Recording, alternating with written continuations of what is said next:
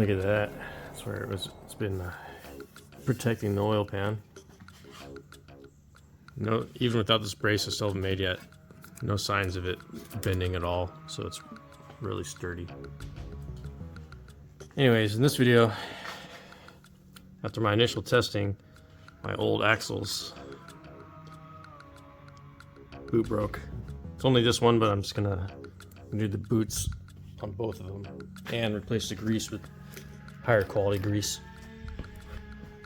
I don't want to get new axles because I can tell just by these that both of these are original axles, and these are the ones that don't vibrate. All the aftermarket ones, well, not all, but it's very common to get aftermarket axles that vibrate pretty bad these days. So I don't want to risk it. I know these are good, so I'm just gonna refresh them.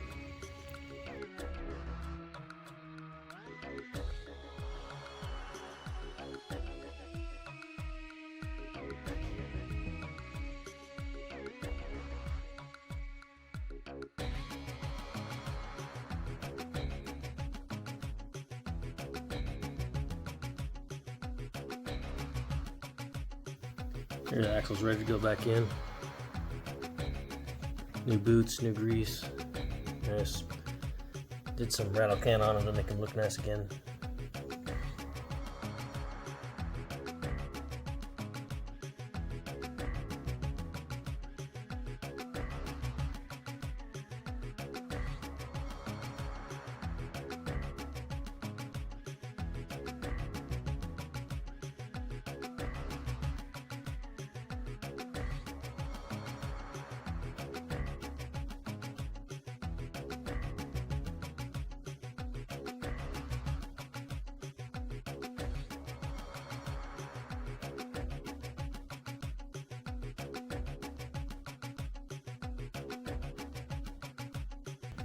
That's right, so I want to go 5-lug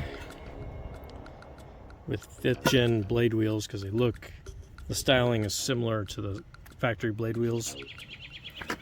I'm gonna get these powder coated white, as close as matches those as possible.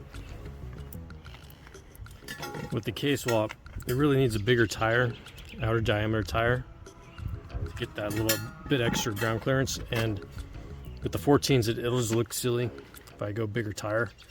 So I'm switching to 16s with the bigger outer diameter tire. That'll look pretty good, I think. Not too weird looking. The 5th gen blades are directional, just like the 3rd gen blades. So you got two lefts and 2 rights. And these are actually the rights. So I'm actually, on the 3rd gen, I'm going to run them backwards. So the right side wheels on the left side. So they're facing the same way as the factory blades. Right now, I'm just sanding these used wheels to smooth them out. Any spots like this, I'm going to weld that up and sand it back down so they look good once they're powder coated.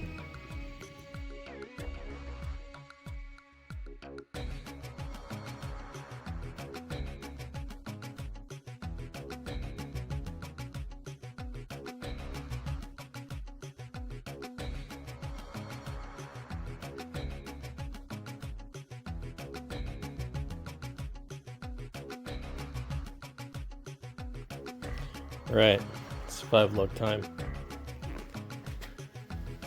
Yeah, I just went with a slightly larger tire, 205 55/16. That'll just give me a little bit more ground clearance. It's just slightly bigger.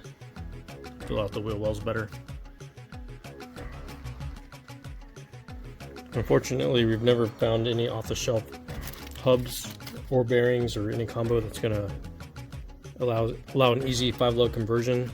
So what I've done here is I've got front and rear hubs from a 98-201 CRV.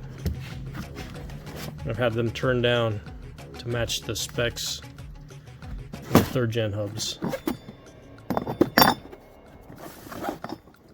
So the front, I'm pretty sure, is going to be fairly easy. Just press these in just like a stock setup. Same with the caliper bracket. But the rear, I'm not so sure on. I think this distance is different, and obviously it's the stock ones don't have this kind of setup, the spline setup. They have just like a big stud with a nut to hold these in. Once I press them in, I got these axle stubs, CRV axle stubs, to go through it. Use a nut. For the actual calipers and brackets, I just went with the whole 5th gen Prelude setup, front and rear. Like I said, the front I think is going to go right on. The rear, I may have to modify the bracket. We'll see. I also have to think about the e-brake cable. I'm not sure how that's going to attach yet. First test fit wasn't successful. You see that little line there, a mark. When I press this down, it touched on this lip on the knuckle. So what I've done is I've shaved this down with the belt sander. I'm taking a die grinder and put a bevel here. I'll try it again and see if it works. All right, 3rd try. It was still touching here, and I don't want to shave any more off of this, because that's where the snap ring, that's what holds the snap ring in. So this time I took some off with the die grinder on here. Hopefully that's enough. 3rd time was a charm.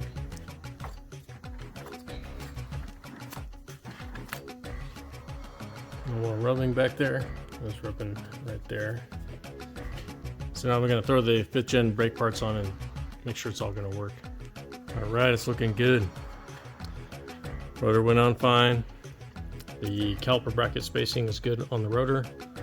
Centered. Everything else clears. I'm going to pop the wheel on. There it is.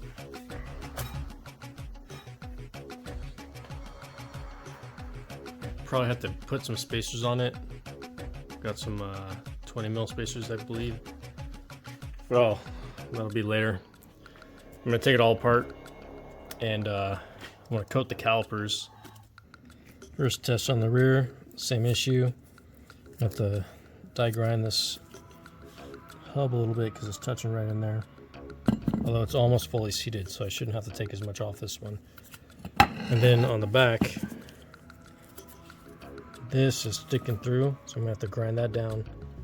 It can't go past this surface, because when you install this and you tighten it all down, this needs to bottom against that race to keep it, the wheel bearing together, right? But I kind of expect that part. I knew it was gonna be a bit long. All right, first fit. So this is all the 5th gen bracket and caliper. You can see I've only got the one bolt with spacers to get it mostly centered on the rotor. This hole is completely off. I'd have to cut this or modify this somehow to line up with this. And at the top, the e-brake looks like it'll work. The fit is a little bit different, but you know, it's gonna match up right there. That I just have to make a new bracket to hold it to the caliper. One annoying thing if I would go with this is the right side on the left. This needs to be on the left side for the e-brake to be all lined up correctly. But that puts the bleeder down here, so I have to take this off. Have the bleeder at the high point while I bleed it. And it's not that big of a deal, I guess, because you don't bleed it that often, but further research. Okay, so this is an RSX rear caliper bracket, and it fits where the hole spacing is correct, where I only need to run spacers to get it centered. Caliper, still 5th gen Prelude. This bracket here came off the RSX brake setup, and it doesn't fit in this hole. This hole needs to be opened up to get this to slip in. And the last problem is the length here is a little bit longer than what's on the stock setup. Load it down real quick just to see what it looks like on the ground. I also added the 15mm spacers. I think on the rear I'm going to add 5 more, and on the front I'm going to switch up to all the way to 25mm spacers. I think that should be pretty good. Alright, here's a finished front. I went with Glacier Titanium Cerakote. Those. Got Got the spacer. And this side with the wheel on. Right on the rear, I was originally gonna shave this down so it was below this inner race surface. But then I was thinking, because the spline's in here, if I do that, this will bottom out on this, and it basically won't clamp. And even if it had full splines, if I did that, this didn't be sticking too far out the other side for the nut. I mean, the nut would bottom out. So I found these big washers on McMaster, and they come up just above this surface here. So now I can just put this in, tighten the nut on the other side, and clamp it correctly. On these e-brake cable brackets, all you gotta do, see it's got like a little flat there, just gotta grind away that flat so it's fully round. Just a few seconds with the die grinder. And there it is. Originally I thought I'd have to change the length on this, but I didn't. Just opening up that hole seems to be enough. And of course I lost a pin, so I just have a bolt and some thread locker here. You don't want to actually clamp it down too much or it'll lock everything up. So this is the cable bracket that came with the RSX calipers. When I bought the fifth gen calipers, they didn't have these on them, so this may be the same as on the fifth gen, I don't know. But that's, at least for sure, the RSX one will work with the fifth gen caliper.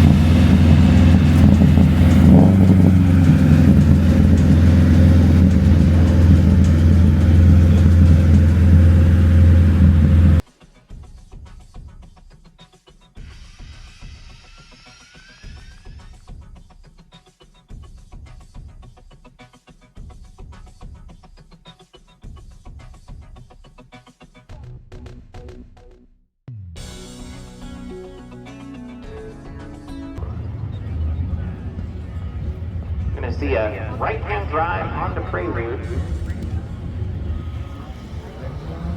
A Riley Hamilton film here.